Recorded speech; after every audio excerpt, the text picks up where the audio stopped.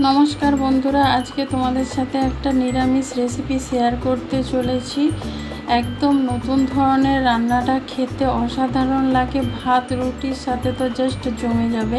এটা এতটাই সুন্দর আর এত কম তেল মশলা দিয়ে বানানো যায়। কি বানিয়েছি, কিভাবে বানিয়েছি চলো দেখে নেওয়া যাক। আমি সুস্মিতা রান্নাবান্নায় স্বাগত জানাচ্ছি। আর ভিডিওটা যদি ভালো লেগে থাকে লাইক অবশ্যই একটা করে দিও, কমেন্ট করে অবশ্যই জানিও যে তোমাদের ভিডিওটা কেমন লাগলো। তাহলে ভিডিওটা প্রথম থেকে লাস্ট পর্যন্ত দেখার অনুরোধ রইল। আর এটা একদম নামমাত্র তেলেই কিন্তু রান্নাটা হয়ে যাবে, বেশিক্ষণ সময় লাগবে না। ভাত রুটি পরোটার সাথে কিন্তু অসাধারণ লাগে খেতে, অবশ্যই একবার হলেও ট্রাই করো।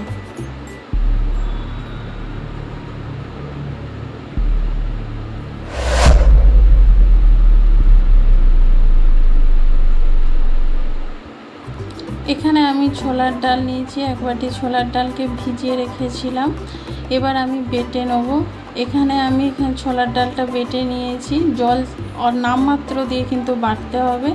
এখানে দিয়ে দিয়েছি অল্প করে নুন, মানে ডালটার অনুযায়ী নুনটা দেবে, বেশি দেওয়া যাবে না। এবার দিয়ে দিচ্ছি অল্প করে চিনি, তোমরা যদি না চাও চিনিটা নাও দিতে পারো। দিয়ে এবার ভালো করে এটা ফেটিয়ে নেবো, যেন একদম ভালো করে মানে ডালটা ফুলে ওঠে। খুব সুন্দর করে কিন্তু এটা ফেটিয়ে নিতে হবে। দেখো বন্ধুরা, এখানে ফাটিয়ে নিয়েছি, দেখতে পাচ্ছ কত সুন্দর ডালটা একদম ফুলে উঠেছে, হালকা হয়ে গেছে।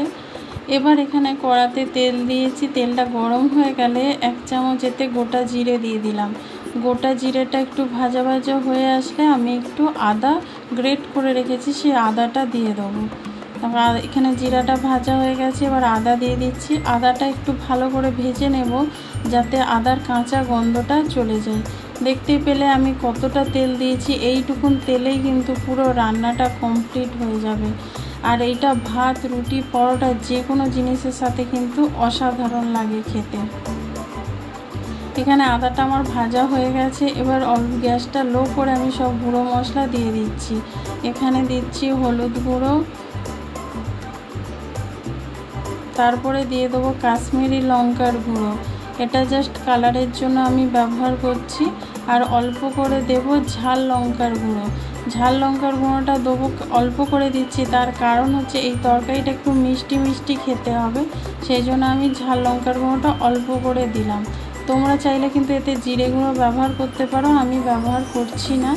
এবার অল্প করে জলটা দিয়ে ভালো করে মশলাটা কষিয়ে নিচ্ছি। এতে একদম কম মশলাতে কম মানে তেলেতে রান্নাটা একদম কমপ্লিট হয়ে যাবে। দেখো অল্প করে জল দিয়ে মশলাটা আমি কষিয়ে নিচ্ছি। এবার এর মধ্যে দিয়ে দিচ্ছি স্বাদ মতো নুন, গ্রেভির জন্য স্বাদ মতো নুন দিয়ে দিচ্ছি। দেখতেই পাচ্ছ গ্রেভির কালারটা কত সুন্দর এসেছে। এবার এর মধ্যে দিয়ে দেবো আমি চিনি, অল্প করে চিনি দেবো। বললাম এই তরকারিটা একটু মিষ্টি মিষ্টি হবে খেতে, সেই জন্য এখানে আমি চিনি ব্যবহার করলাম। এবার ভালো করে মিশিয়ে নেব। মশলাটা প্রায় আমাদের কষানো হয়ে গেছে, আর কালারটাও কত সুন্দর এসেছে দেখো। আর আমি তো 1 থেকে 1.5 চামচ মাত্র তেল দিয়েছিলাম, তাতেই কিন্তু রান্নাটা আমার একদম কমপ্লিট হয়ে যাবে। এখানে মশলাটা কষানো হয়ে গেছে। এবার এর মধ্যে দিয়ে দিচ্ছি আমি 1 বাটি দুধ। এখানে মোট আমি 2 বাটি দুধ দেবো। 10 টাকাওয়ালা আমুল দুধ প্যাকেটকে আমি 2 বাটি দুধের জলে গুলিয়ে নিয়েছিলাম, সেটাই এখানে ব্যবহার করেছি। তোমরা চাইলে কিন্তু এখানে নারকেলের দুধ ব্যবহার করতে পারো। আমার কাছে নারকেলের দুধ ছিল না, সেই জন্য আমুল দুধ ব্যবহার করেছি। তার কারণ হচ্ছে আমুল দুধটা খুব ঘন, পুরো ক্রিমি একটা ভাব আসে, সেই জন্য আমি এখানে আমুল দুধ ব্যবহার করেছি। গরুর দুধ কিন্তু ব্যবহার করা যাবে না, নয় নারকেলের দুধ না হলে আমুল দুধ। এবার ঝোলটা এখানে ফুটে গেছে, দেখতেই পাচ্ছ। এবার ডালটা যে ফাটিয়ে রেখেছিলাম, সেই ডালটা থেকে অল্প করে নিয়ে এরকমভাবে ছেড়ে দেবো, ছোট ছোট বড়ার আকারে ছেড়ে দেবো। কিন্তু কোনো রকমে ঘাঁটা যাবে না, গ্যাসটা একদম লো করে রাখতে হবে। দেখো ছেড়ে দিচ্ছি। এগুলো কিন্তু জলে দেওয়ার সঙ্গে সঙ্গেই কিন্তু এটা শক্ত হয়ে যাবে। দেখো এইরকমভাবে ছোট ছোট করে দিয়ে দিতে হবে। আর আমুল দুধটা যেহেতু ঘন একটা ক্রিমি টেক্সচার আনে, মানে বুঝতেই পারছো যে আমি কি বানাচ্ছি। হ্যাঁ বন্ধুরা, আমি বানাচ্ছি ছোলার ডালের মালাইকারি। তোমরা এখানে আমুল দুধের বদলে কিন্তু এই নারকেলের দুধও কিন্তু দিতে পারো। আমার কাছে নারকেল ছিল না, সেই জন্য আমি এখানে আমুল দুধ ব্যবহার করেছি।